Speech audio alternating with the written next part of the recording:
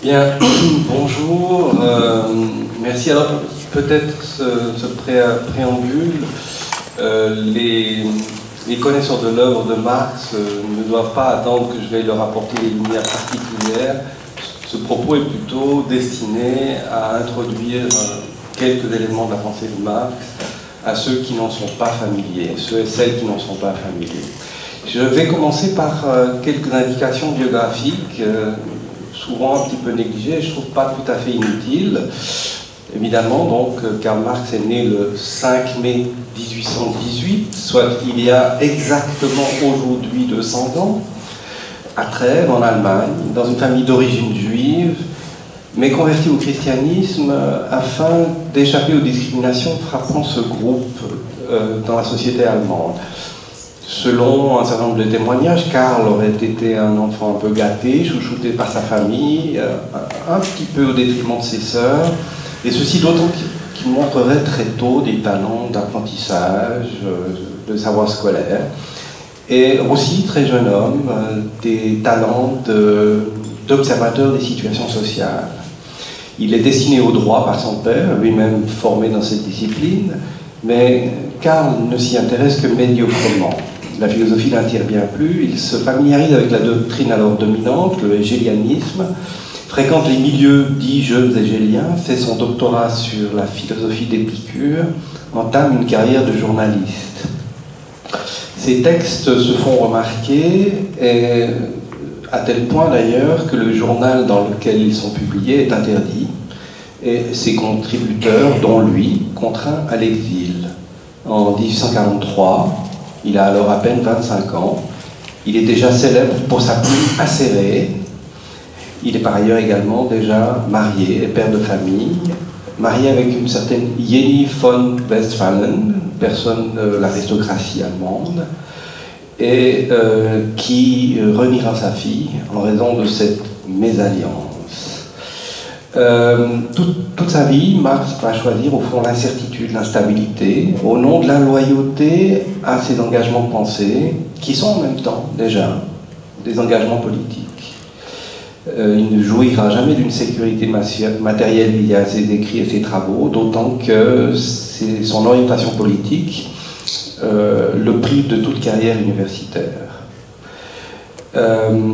Il vendra un très grand nombre d'articles de journalisme dans la deuxième partie de sa carrière, surtout aux États-Unis, donc outre-Atlantique. Il connaîtra un répit au moment où il pourra hériter de la modeste fortune de ses parents et sera soutenu jusqu'à la fin de sa vie par Friedrich Engels, héritier du petit empire familial, industriel familial de Manchester. Sans ce soutien, on ne sait pas ce que serait devenu Marx, on ne peut aventurer qu'il n'y aurait jamais eu le Capital. Revenons à 1843 à Paris. Très tôt, durant son séjour parisien, il fait la connaissance de Friedrich Engels, qui deviendra un ami, un collaborateur, un proche, avec qui ils écriront beaucoup de textes en collaboration. Engels, un de ses apports majeurs, et qui fait découvrir à Marx l'économie politique anglaise, en particulier Adam Smith et Ricardo. Et bien sûr, petit à petit, tous les économistes contemporains et leurs sources intellectuelles. C'est ainsi que naissent les fameux manuscrits parisiens de 1844, dits aussi manuscrits économico-philosophiques. Ceux-ci sont la première trace de la familiarisation de Marx avec l'économie politique. Discipline encore alors récente et surtout spécialité encore, pour ainsi dire, enfin en tout cas principalement britannique, et alors quasiment inconnue en Allemagne. On peut dire que cet écrit est aussi le moment du passage et ici je reprends le titre du livre d'Isabelle Garot, intitulé « De la philosophie à la critique de l'économie politique ». Au fond, ce qui va devenir le cœur de l'activité intellectuelle de Marx va être la critique de l'économie politique. Ceci étant, si on essaye de situer son héritage, il s'inscrit clairement dans l'héritage des Lumières. Il a lu avec passion les hommes des Lumières de France, Diderot, Voltaire, Rousseau, et il est vu par l'idéal de liberté et d'autogouvernement des hommes.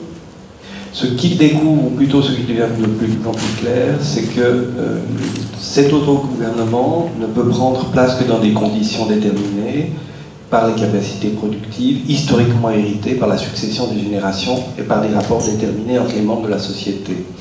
Ce à quoi, précisément, la philosophie s'est guère intéressée, raison pour laquelle la tradition philosophique va être pour partie délaissée au profit de la critique de l'économie politique.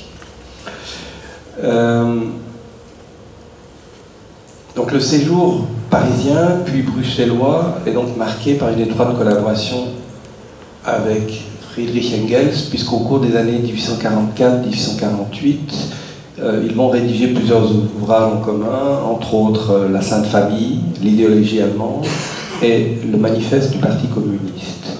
Les deux premiers peuvent être vus comme le chantier de la construction de ce qui sera appelé plus tard le matérialisme historique marxien, et le troisième, la déclaration de guerre de la Ligue des communistes, refondée sous ce nom en 1847 à Londres, et au sein de laquelle Marx et Engels vont jouer un rôle décisif dans les années du printemps des peuples de 1848, ceci jusqu'en 1852, date de la dissolution de la Ligue des communistes. 1848 est donc l'année de la parution du manifeste, mais c'est aussi celle du printemps des peuples, des secousses révolutionnaires agitent toute l'Europe où peu sont faux. Marx et Engels y voient les prémices du communisme comme le mouvement, je cite, le mouvement réel qui abolit l'état actuel des choses, fin de citation. Leurs espoirs seront vite douchés. Marx en fera une espèce d'étude diagnostique dans les luttes de classe, puis le 18 brumaire de Louis-Napoléon Bonaparte. Et il y aura donc quelque chose comme un reflux de l'activité militante dans les années qui suivent. Les années suivantes, ultérieures, seront au fond la digestion pour partie de cet échec, la repensée, et la concentration sur l'activité syndicale plus que proprement politique. En 1864, Marx participe à la fondation de la Première Internationale, lors de laquelle il prononce le discours inaugural. Et tout au long de ces années, il travaille au fond sur ce qui constitue son chantier principal, à savoir la rédaction du Capital, qui connaît plusieurs versions d'étapes intermédiaires, dont la fameuse introduction à la critique de l'économie politique de 1857. Je n'entre pas plus dans les détails pour la suite de sa vie. Il meurt le 14 mars 1883. Il n'a pas encore 65 ans. On peut penser que sa vie de forcené de travail n'est sans doute pas entièrement étrangère à une mort à un âge au fond pas si avancé que cela. S'agissant de sa pensée maintenant, il est convenu de distinguer, selon les formules d'un lecteur de Marx, Althusser, de distinguer donc les écrits du jeune Marx des écrits de maturité. Je ne suivrai pas entièrement Althusser, mais pour autant, il est certain qu'il y a un changement de vocabulaire un changement de lexique entre les écrits de jeunesse et les écrits de maturité. Certains vocables sont très présents dans les écrits de jeunesse, aliénation, religion, conscience, etc. Et ces vocables tendent à disparaître au profit des concepts de l'analyse du capitalisme comme tel. Donc il y a un reflux, au fond, d'un certain nombre de concepts qui sont plus propres à la première période et qui paraissent, au fond, ne plus être particulièrement utiles pour la suite. Ok. Alors j'en viens à la formulation de quelques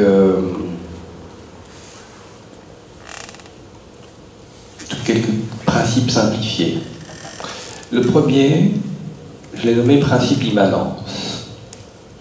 Et pour illustrer ce principe immanence, je vais juste me contenter je vais commencer par citer une phrase de Marx, très connue, que vous avez tous sans doute entendue, mais ce sera juste une remémoration.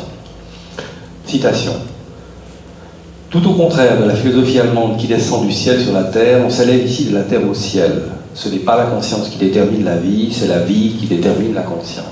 Fin de citation. Donc, commentaire, le point crucial, c'est la réalité humaine est une réalité sui generis, qui émerge d'elle-même, à partir d'elle-même, et ne reçoit rien d'un ailleurs qui serait transcendant, une source transcendante lointaine.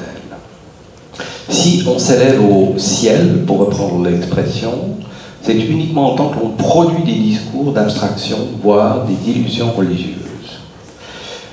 Par ailleurs, la conscience n'est pas une réalité autonome, qui se poserait en et à partir d'elle-même.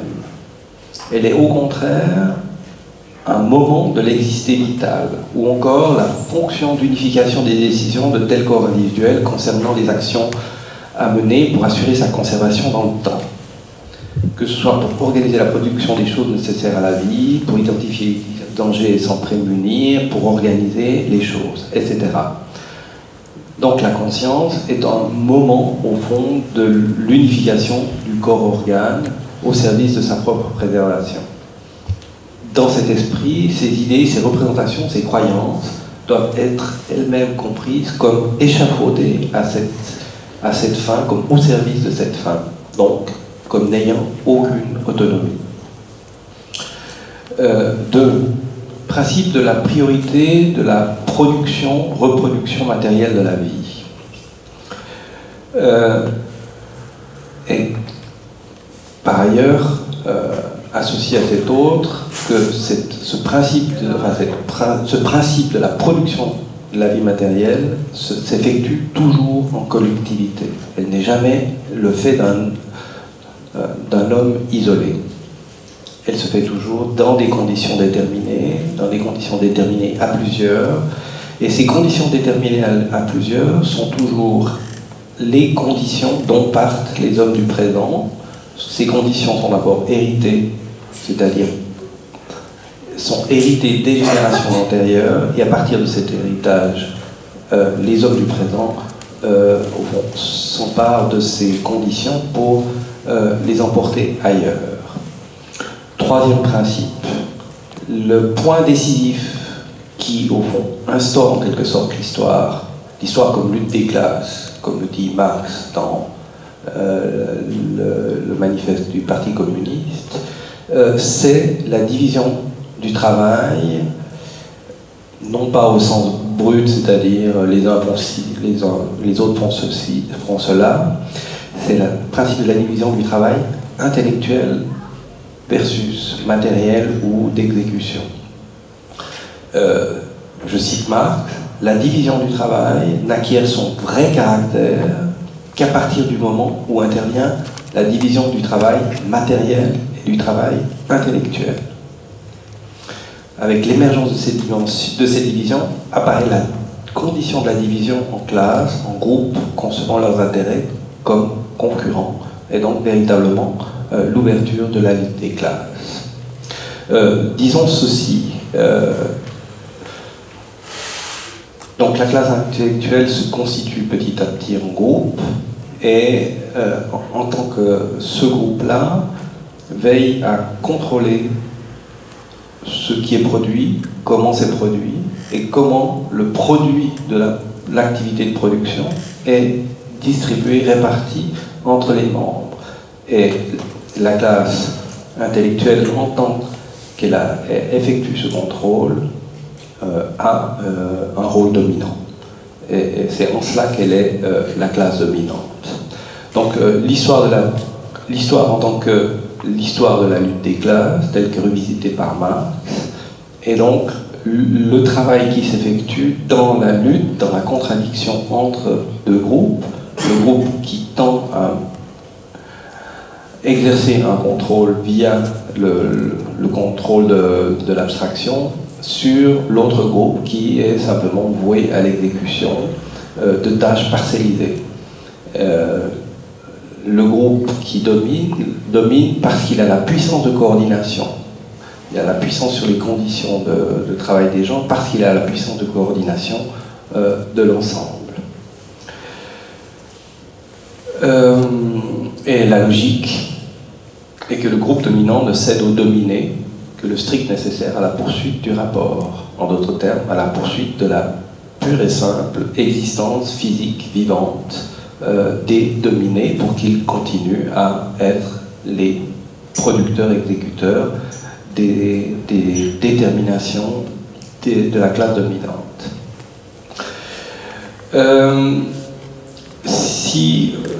Cinquième point, qui concerne très rapidement, mais là je ne vais pas développer, l'histoire humaine. L'histoire humaine s'indique au fond comme la succession d'enchaînements déterminés, de constellations, de formes d'organisation de la production. On ne va pas refaire cette histoire, disons juste que le capitalisme succède au féodalisme, et on peut pointer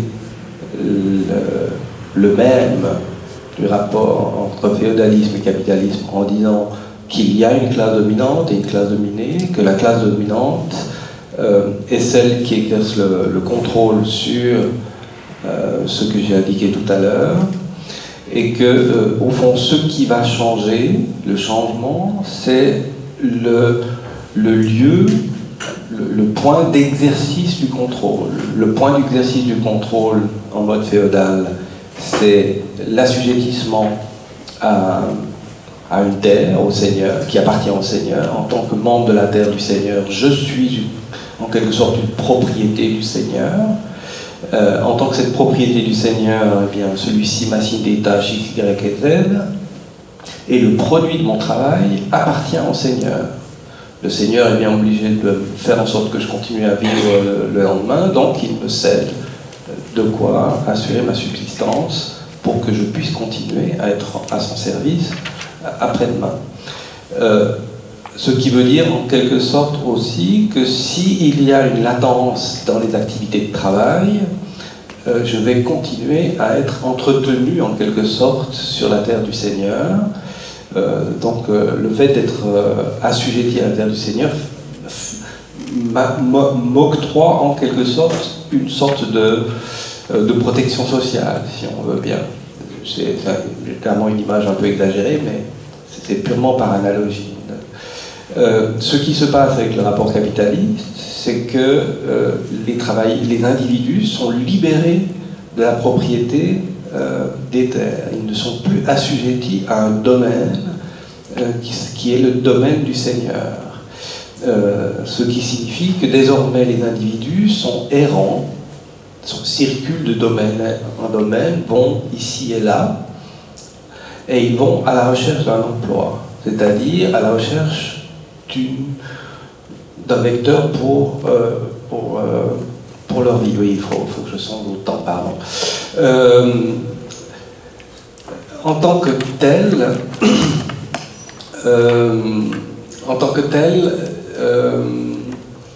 et le point crucial, c'est bien de comprendre que ce travailleur libre est dépourvu de toute possession autre que sa capacité de travail.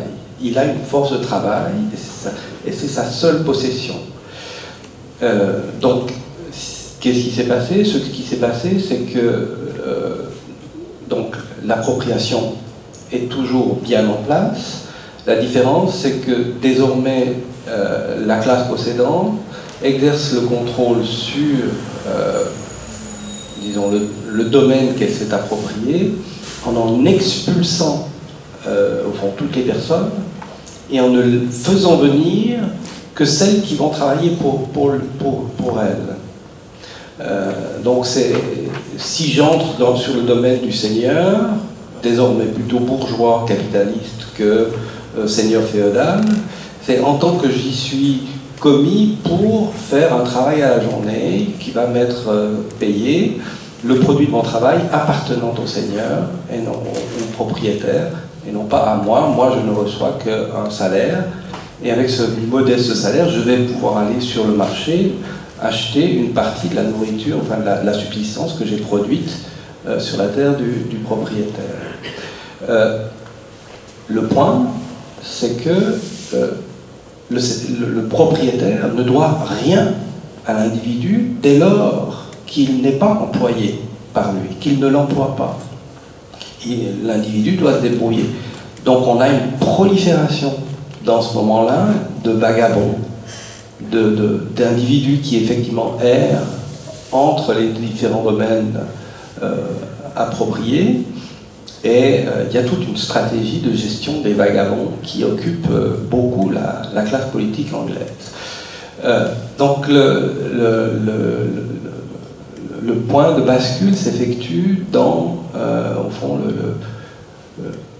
le moment où la classe propriétaire se défait de ses obligations d'entretien à durée des individus et les projette comme individus libres, n'ayant plus que leur force de travail pour exister.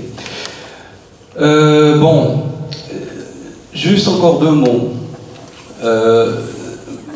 Pour moi, donc le point que je veux juste encore faire comprendre, c'est la dimension de la logique expansive du capitalisme. Je crois que ça c'est vraiment le point absolument crucial à comprendre. Alors, la première dimension de la logique expansive du capitalisme advient au moment où la bourgeoisie contrôle le pouvoir politique. Comme le dit Marx, le pouvoir étatique moderne n'est que le fondé de pouvoir de la bourgeoisie chargé de gérer ses affaires communes dans son ensemble. Ça c'est le premier point, c'est le point formel. Mais le point substantiel est la logique même du capital.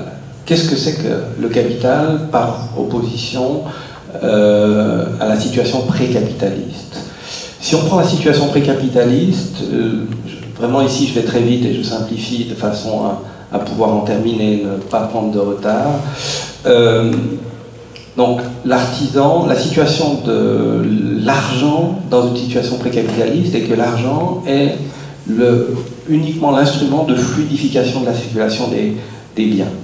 Je suis un artisan A qui produit, je sais pas, des meubles, je suis menuisier, je suis agriculteur, je produis du blé par mon travail, je suis forgeron, je produis des socles pour des charrues et d'autres choses. Il se trouve que j'ai eu besoin de me spécialiser pour acquérir une habileté suffisante dans un domaine pratique donné, et que donc je ne produis à peu près qu'un type de bien, et tous les autres types de biens, je ne les produis pas. Donc ce que je dois faire, c'est que je dois être en mesure de vendre les biens que je produis pour pouvoir, avec l'argent ainsi obtenu, accéder à toutes les marchandises que je ne produis pas moi-même. La situation sous le capitalisme se renverse. Le problème du bourgeois capitaliste n'est pas d'accéder aux biens d'usage. Le problème du bourgeois capitaliste est, étant donné une épargne donnée, il se trouve que des individus X sont parvenus à concentrer une partie significative de fortune. Comment puis-je faire en sorte que cette fortune s'augmente? Donc, le point, c'est qu'il faut que je trouve des dispositifs intermédiaires entre le premier état de mon avoir, au temps T0, et le deuxième état de mon avoir, au temps T plus 1. Et au temps T plus 1, il faut que mon montant A soit devenu A' avec un delta positif. Et ce cycle, une fois ouvert, est infini.